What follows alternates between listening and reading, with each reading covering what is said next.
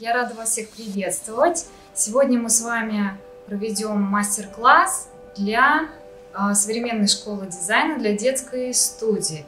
Я предлагаю вам сегодня сделать структурированный объект, который мы будем смотреть со всех сторон. Это будет некая фантазия на тему живой природы. И я думаю, что этот процесс, который я вам сейчас буду показывать, пригодится вам в дальнейшем на наших занятиях, поскольку в школе дизайна мы обучаем видеть пространственную структуру и конструктивную основу любого объекта. Неважно, что это за предмет, какая-то малоархитектурная форма или что-то очень простое. Возможно, предмет интерьера или какая-то самая-самая простая бытовая вещь. Сегодня я вам предлагаю сделать вот такую вот небольшую интересную штучку. Я собрала, ну, так скажем, черновой макет. Мне захотелось сделать кита-светильник. Он будет состоять из множества ребер. И основным материалом для изготовления этого объекта будет пенокартон. Я покажу, как с ним работать и что для этого нам потребуется. Надеюсь, что получится, и этот маленький симпатичный объект превратится в нечто грандиозное. Давайте здесь я нарисую. В принципе, с чего начать? Самый главный вопрос, с чего начать, к чему приступить, с какого места, да, как подступиться к этой довольно непростой, казалось бы, работе. Я предполагаю сделать, сейчас вам на маленьком эскизе покажу, сейчас возьму более яркий карандаш. Я предполагаю сделать несколько вот такого рода ребер, которые будут в свою очередь напоминать тело кита. И за счет этих ребер, на которые мы с вами наложим еще одно дополнительное ребро и, возможно, хвост этого кита, здесь, возможно, у него будет располагаться глаз и какой-то, возможно, плавник для того, чтобы сформировать вот этот интересный объект. Чтобы сделать вот эти ребра, конечно же, нам необходимы выкройки.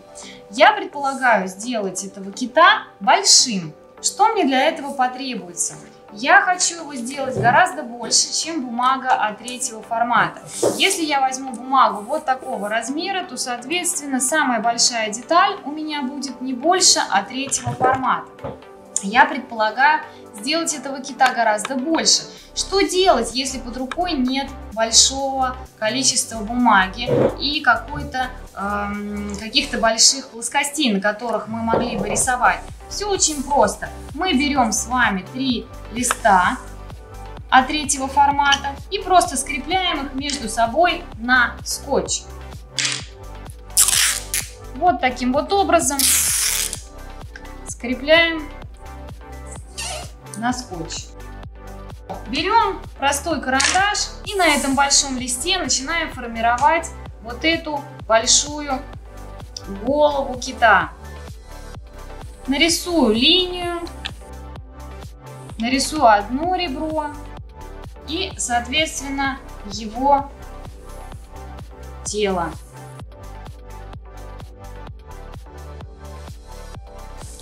Вот, в принципе, такая заготовка, которую мне необходимо вырезать.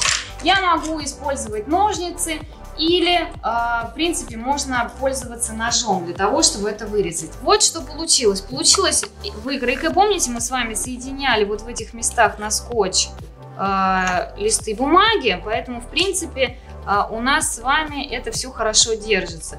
Я вырезала вот эти ребра. И сейчас я кладу их на пенокартон, и мне остается только вырезать то же самое, но уже из пенокартона. Как пользоваться ножом? В принципе, здесь нет ничего сложного. Можно дополнительно, чтобы было удобно, все это перенести аккуратненько на пенку. для того, чтобы эта выкройка не мешала. Мы проводим ножом естественно, бережем свои руки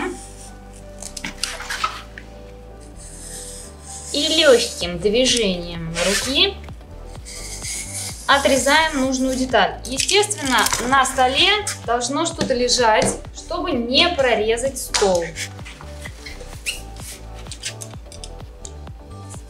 И вот потихонечку, вот таким вот образом, обратите внимание, как я держу нож. Отрезали. Вот у нас получилась основная крупная деталь. Одна большая крупная деталь. Сейчас нам надо сделать еще несколько, но только меньшего размера. Вырезаем следующую деталь поменьше. Обязательно можно наметить себе карандашом для того, чтобы понимать, по каким линиям резать. Но если ваш нож прочертит какие-то линии рядом, то это не критично и не принципиально. Вещь у нас получается довольно фантазийная. Вот получилась деталь номер 2. Вторая. Она немножечко поменьше. Нам, я предполагаю, нужно сделать еще одну деталь промежуточную, для того, чтобы наш кит хорошо здесь закрепился. У нас получилась деталь самая большая, деталь промежуточная, деталь поменьше. В создании макета всегда нужно смотреть на промежуточные стадии.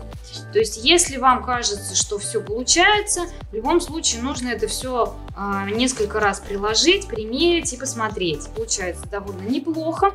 Осталось сделать, наверное, маленькую деталь вот здесь по центру, там, где у нас будет располагаться плавник и, наверное, глаз. Ну и, естественно, все эти детали нужно продублировать для того, чтобы наш кит был объемным.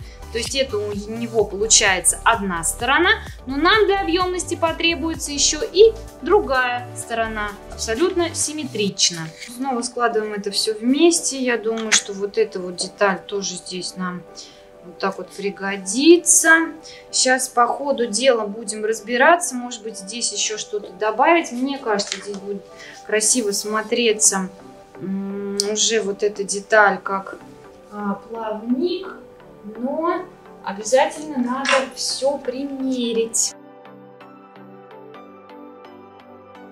Если пенокартон плохо отходит, значит, где-то вы не дорезали до конца, и нужно просто эту манипуляцию еще раз повторить. Потому что, в общем, пенокартон довольно благодарный материал. Так, ну я думаю, что хорошо. Вот так вот, в принципе, достаточно. Все детали у нас собрались воедино. Значит, теперь это все нужно, конечно же, пойти не полениться и продублировать еще разок. Для того, чтобы все эти детали продублировать, нам понадобится еще пенокартон. Но здесь работа пойдет быстрее, потому что у нас уже есть абсолютно все детали. Осталось их просто обвести и снова вырезать. Если мы с вами этот макет собирали в начале и думали, чем его дополнить, то здесь все детали уже у нас готовы. Нужно просто их продублировать в материале.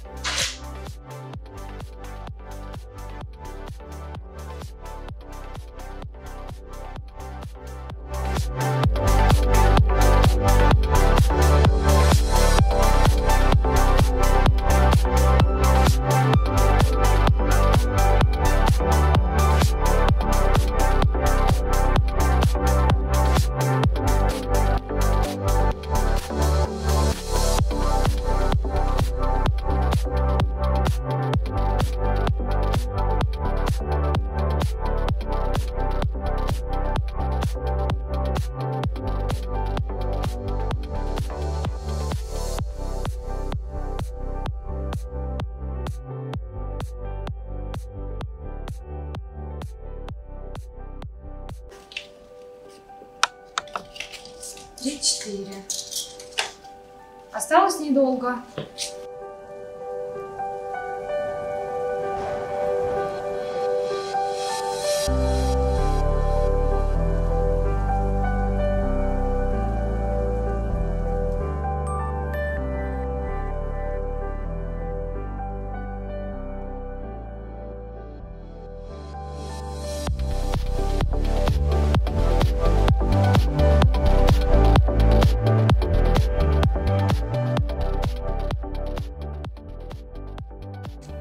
Даже если у вас получится плюс-минус не очень точно, это не страшно.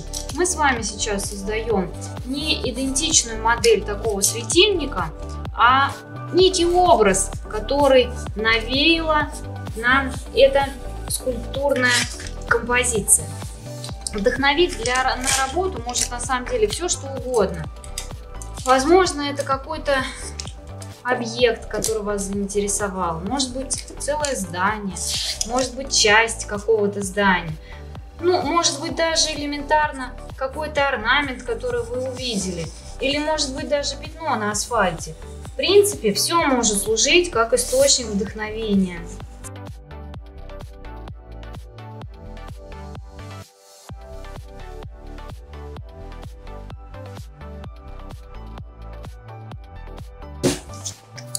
Начинаем с маленькой детали, потом у нас идет следующая.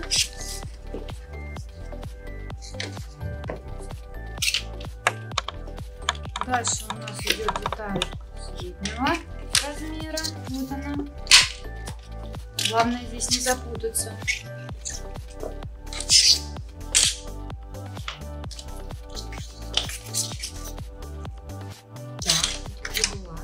Деталь побольше. И самая большая. И все повторяется. Деталь поменьше.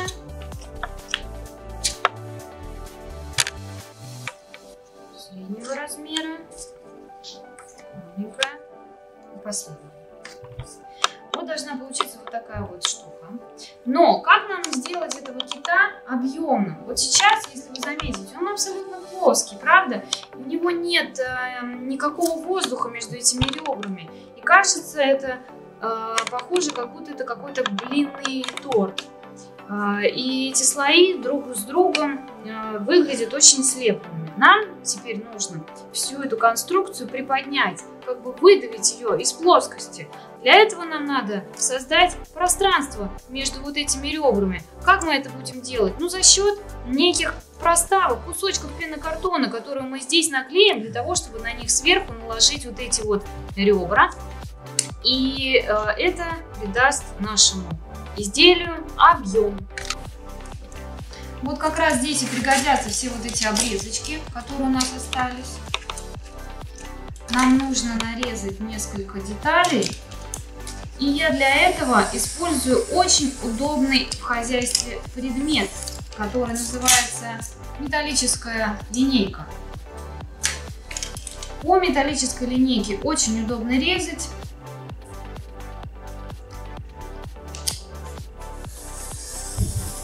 И ножом ее травмировать невозможно.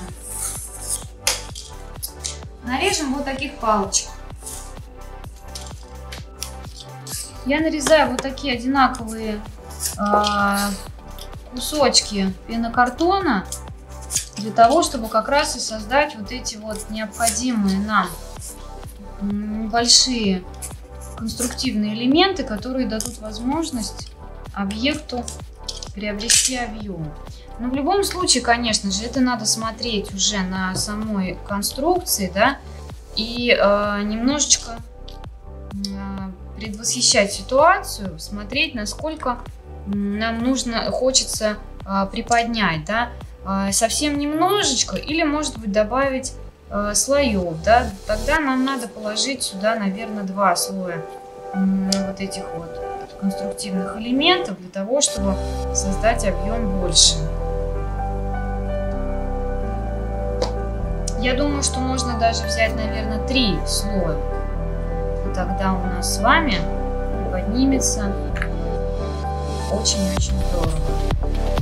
Вот таким вот образом, я думаю, что будет хорошо.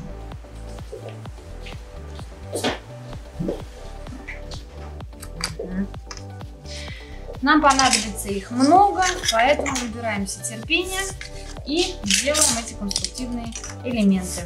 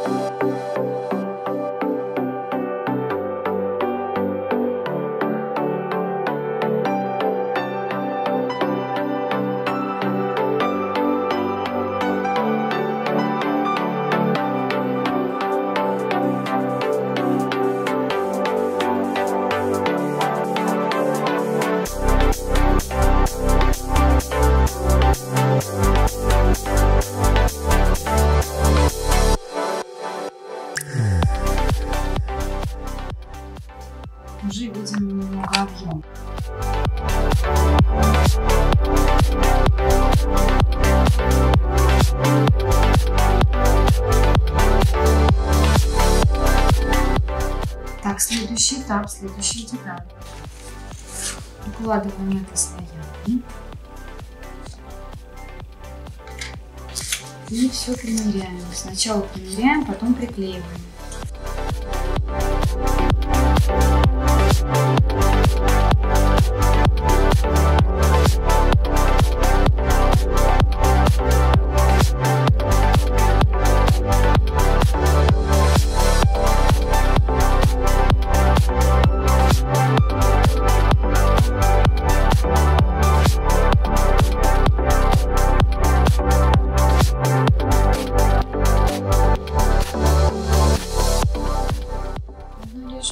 Маленьких деталей. Стараемся делать плюс-минус одинаковыми. Если это не получается, то не критично, потому что, в общем-то, они нам служат только для создания вот этого объема.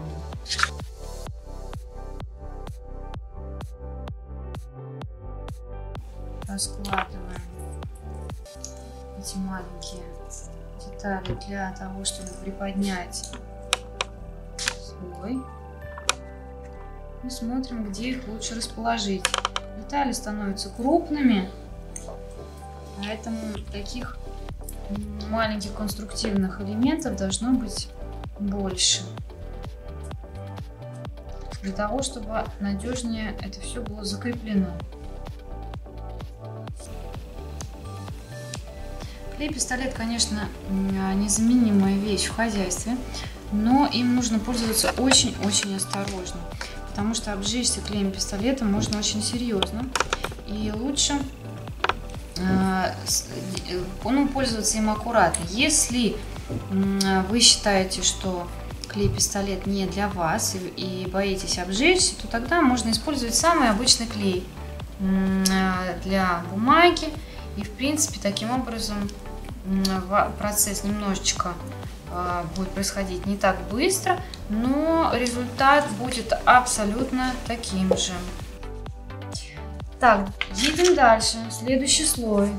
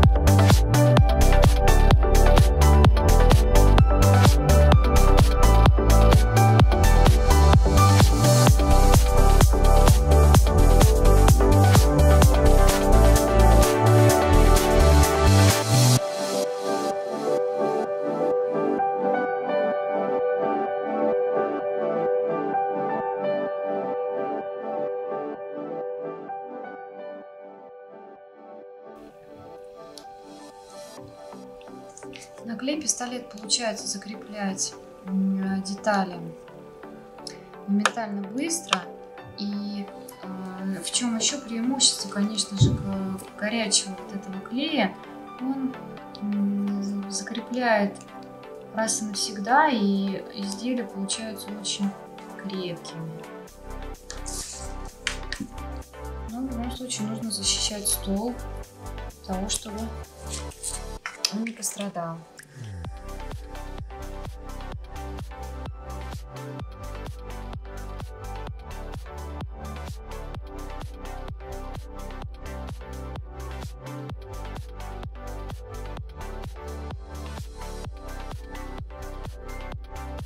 Так, примеряем деталь. Хорошо. Все. Осталось закрепить как можно быстрее, пока клей не остыл. При этом у вас нет возможности потом что-то поправить, потому что нужно делать сразу хорошо. Но, в общем-то, это не так сложно. Так, ну вот, одна часть этого кита готова. В принципе, получилось довольно быстро. Теперь мы делаем вторую такую же часть.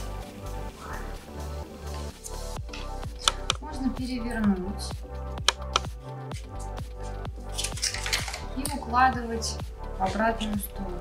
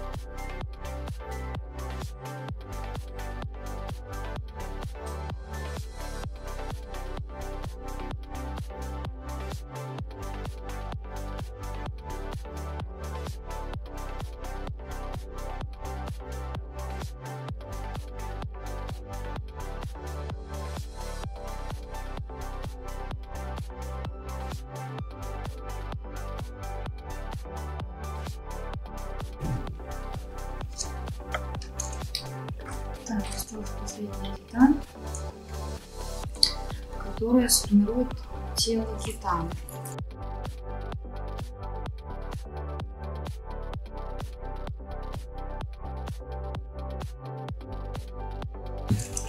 Вот что у нас получилось. Такая вот интересная структурная большая форма. Очень она архитектурная, очень объемная, похожа на такую фантазийную рыбу. Осталось сделать этому существу хвост и, возможно, плавники. В принципе, сюда можно потом вставить, положить гирлянду, и он будет светиться. Ну или найти еще какое-нибудь интересное ему применение. Так, сейчас будем рисовать хвост. Картона, остаточки. И я сформирую здесь плавники.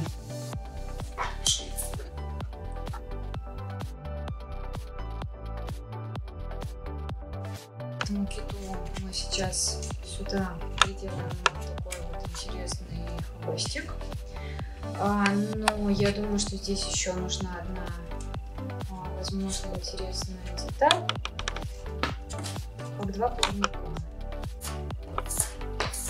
Я вырезала такую полоску из пенокартона, и сейчас ее немножечко надрезаю для того, чтобы она стала послушной. Эту деталь я расположу сверху, и на нее будет закреплен хвост.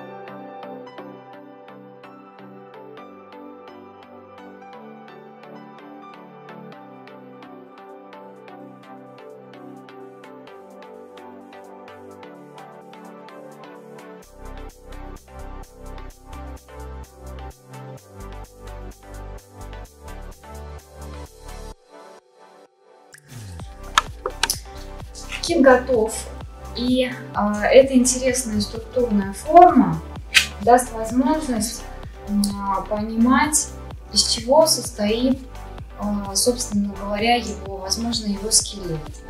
Да? То есть это такая интересная форма, которая может служить как арт-объект. Или она может быть, ну, скажем, светильником. Да? Мне кажется, очень эффектно получилось.